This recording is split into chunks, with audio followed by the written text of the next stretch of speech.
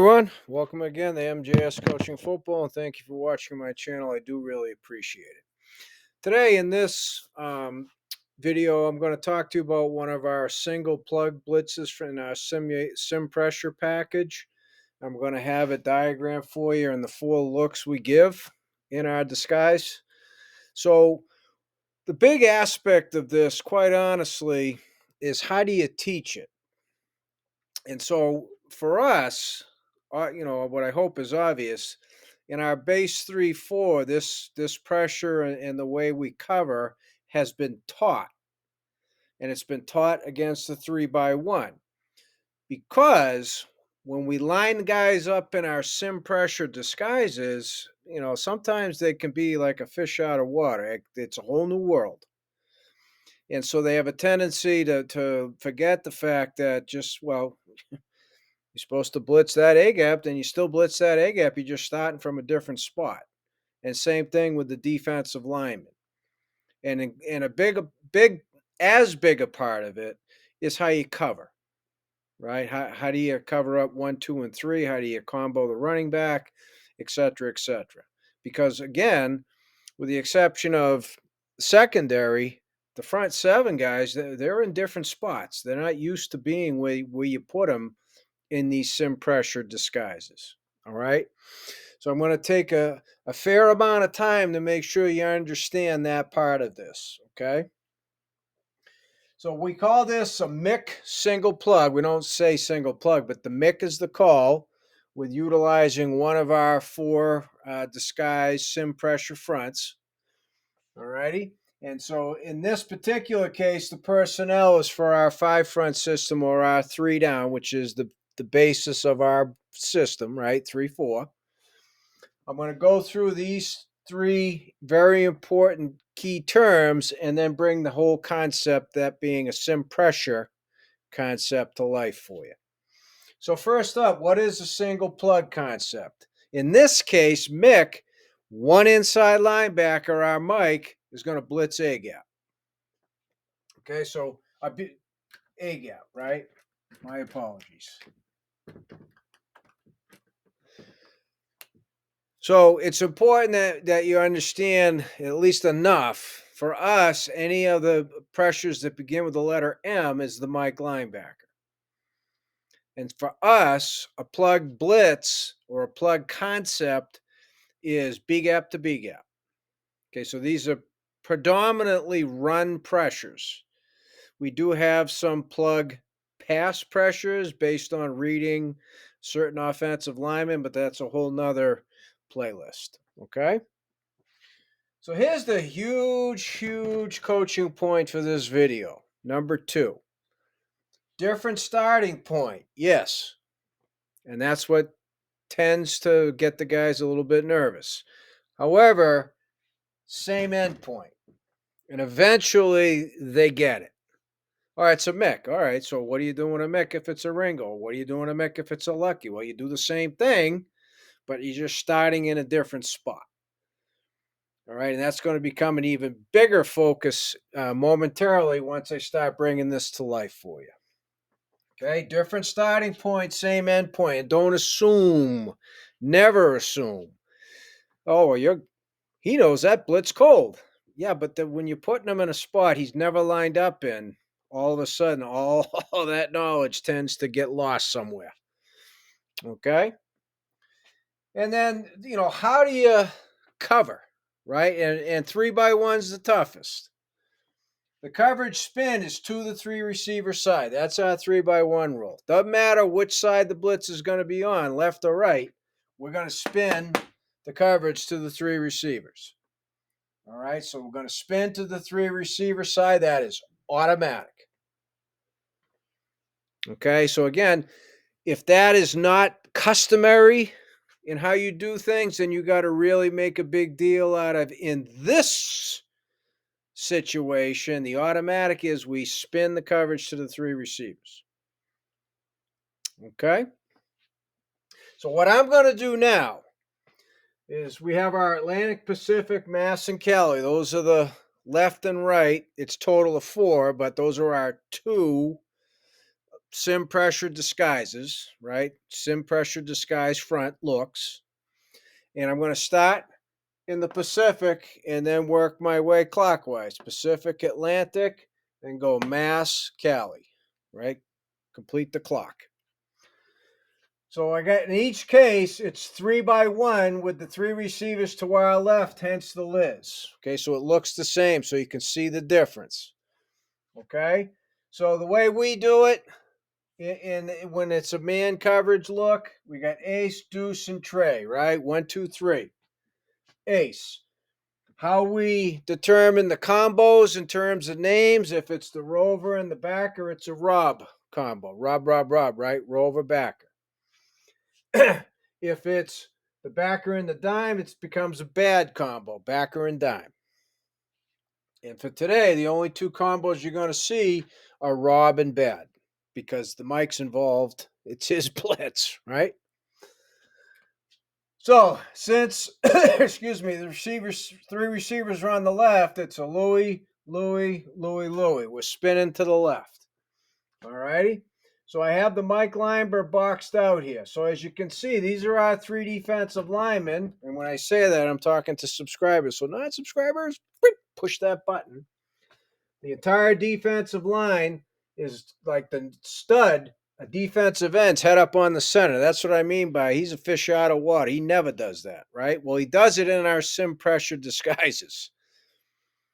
So if it's a Mick Ringo, so in this case it would be a Ringo,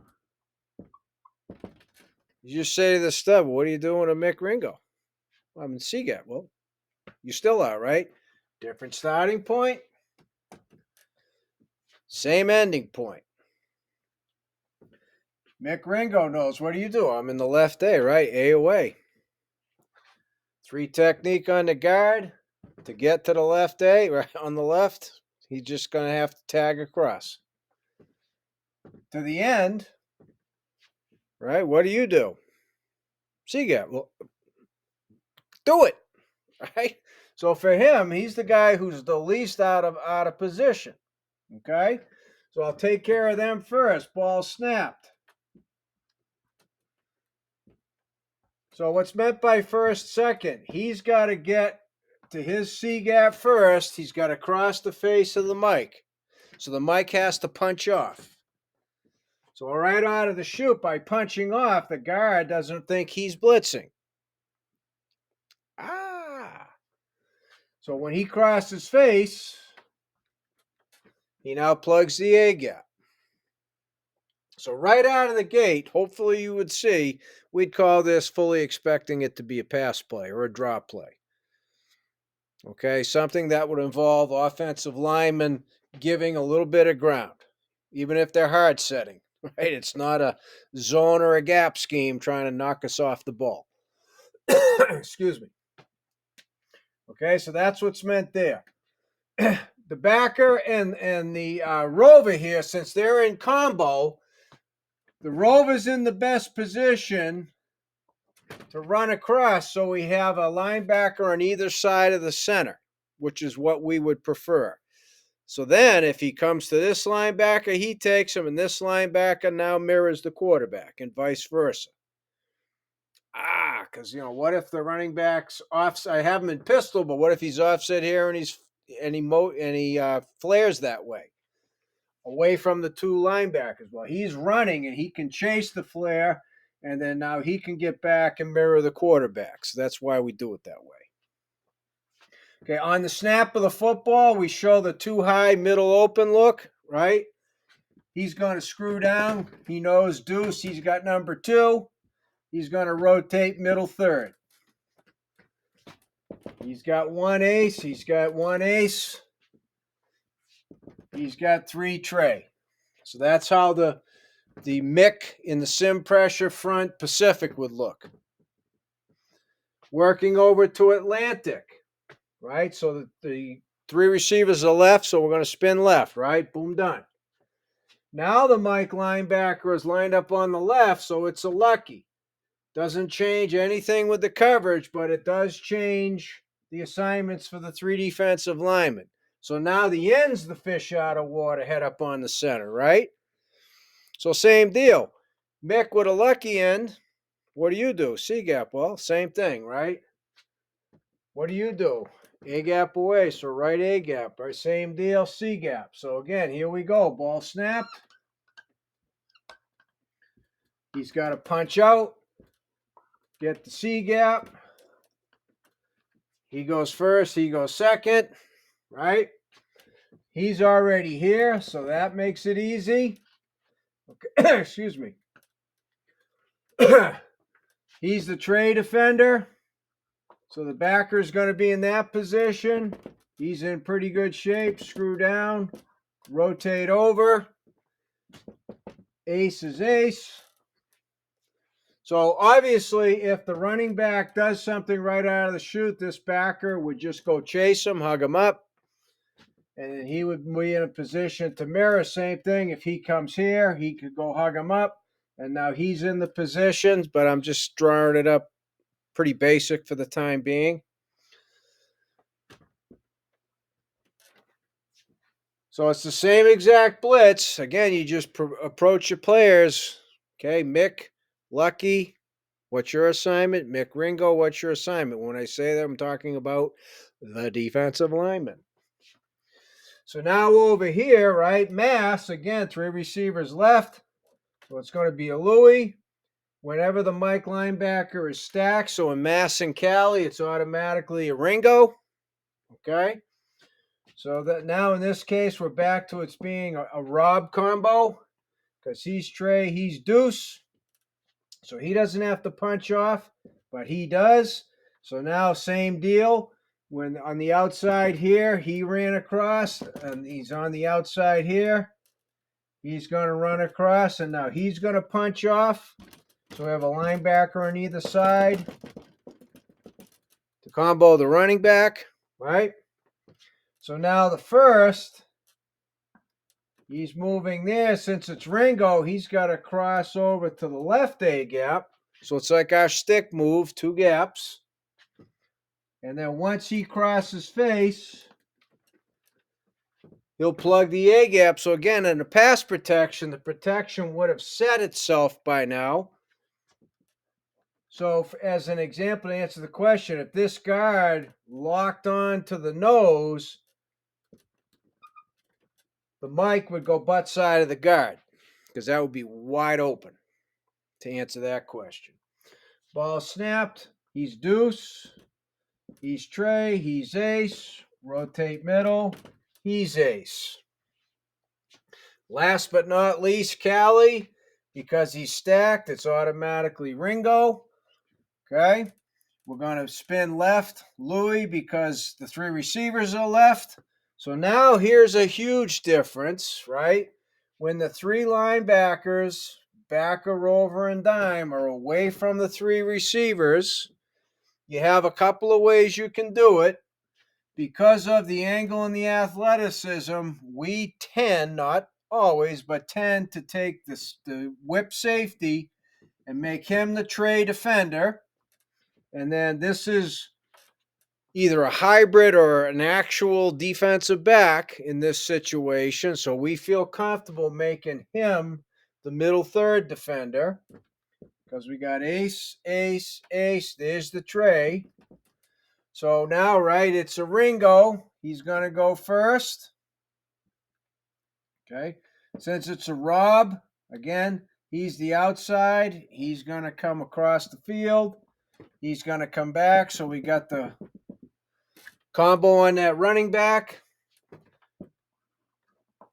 Right? So again, same thing. Let the defensive line get to their gaps first. C gap, A gap away. Plug the right A gap. Our linebackers are on either side. He screws down. He's got number 2.